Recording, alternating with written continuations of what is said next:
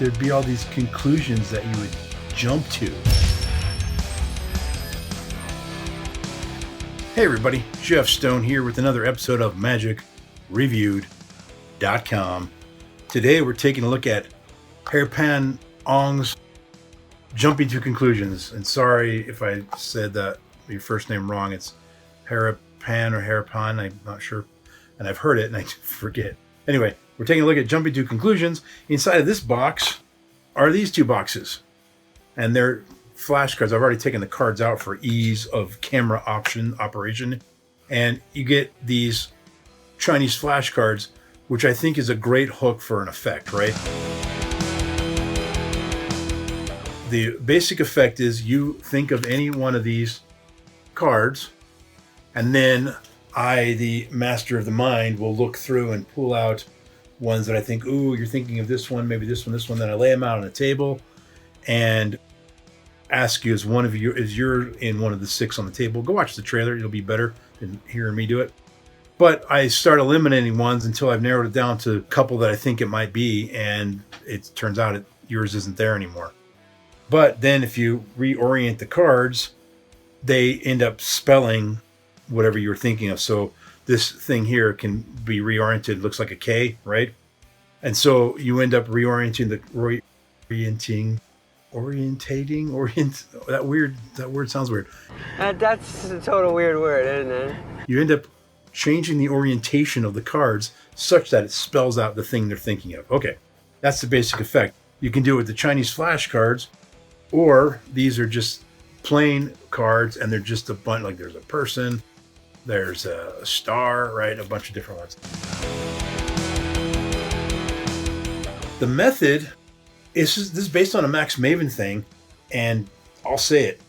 Mr. Ong has improved a Max Maven idea. I can't believe that's even possible, but he did it. And Max Maven even agreed with that statement. And this is just an improvement on a really cool idea of Max Maven's. I'm not going to go into the details of what the Maven effect is or how he improved it, but trust me, it's an improvement. Watch the ad trailer. If you like the effect, then this is just a no-brainer, right? Let's get it. But let's talk a little details here. But for now, for your customer's sake, for your daughter's sake, you might want to think about buying a quality product from me. It's only $25. I mean, you get a training video, which is, I don't remember the exact length of it. Let me look here. It is 45 minutes long. So you get a training video, you get the 2 decks of cards, and this really cool. I mean, if you wanted to do just the Chinese flashcards one, you just carry this around. It looks like a legitimate set. And if you just want to claim that you're just barely trying to learn some basic Chinese vocabulary because you're heading to China or whatever for a trip or who knows, make up your own story. Or just these weird different shapes here. Okay, so with that being the case, there are a couple issues. The Chinese cards, no issues, none at all. They're great. And if you only went with that, you're good to go.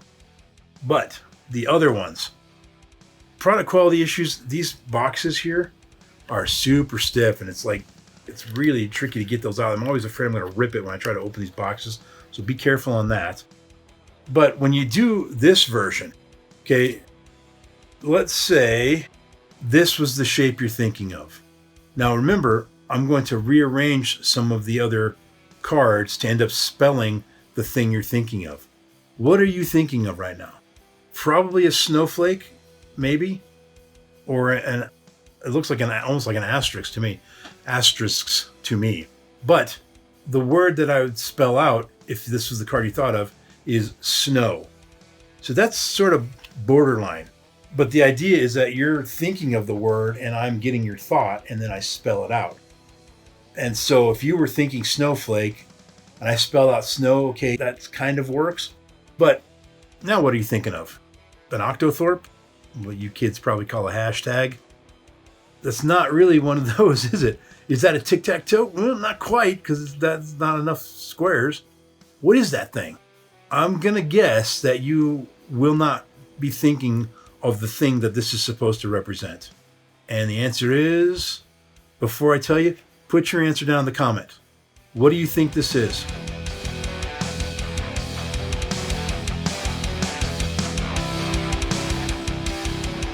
It's a net.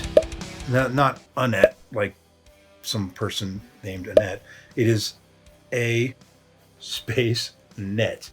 So I would spell out net.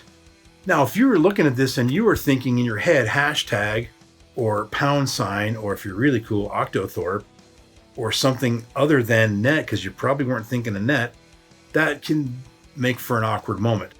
Now, I'm not saying there isn't a way around it. I can't think of one off the top of my head.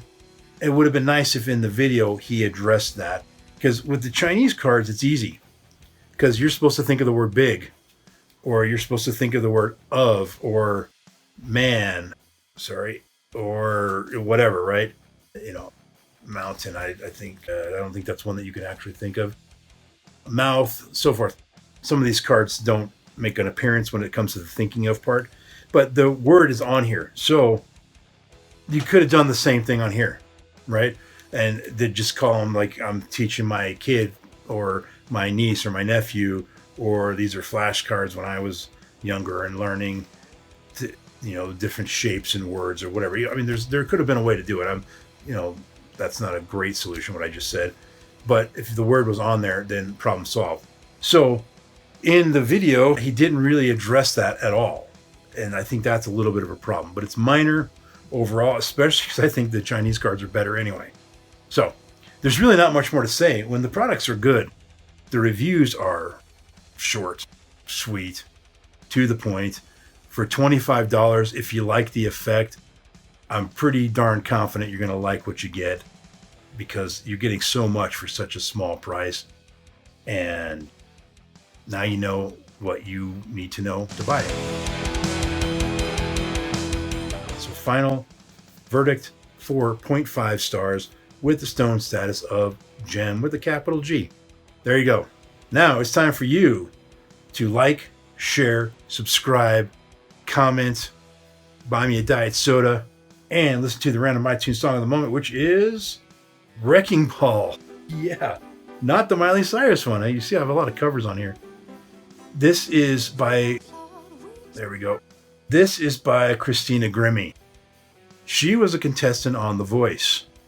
Now, if you don't know her story, it's quite tragic, actually.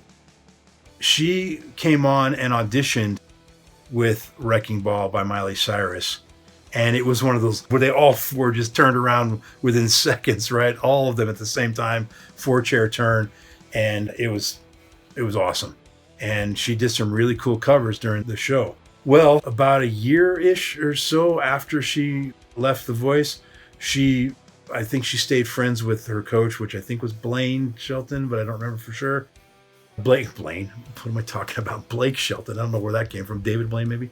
Anyway, long story short, she was in a concert in Florida, and one of her fans shot her and killed her. A totally horrible thing, just tragic thing. And I remember when it happened, because my daughter was living in Florida at the time, in Orlando, in the same place where this happened, or it was nearby, I think. And so I was panicked, because she was a fan of Christina Grimmie's.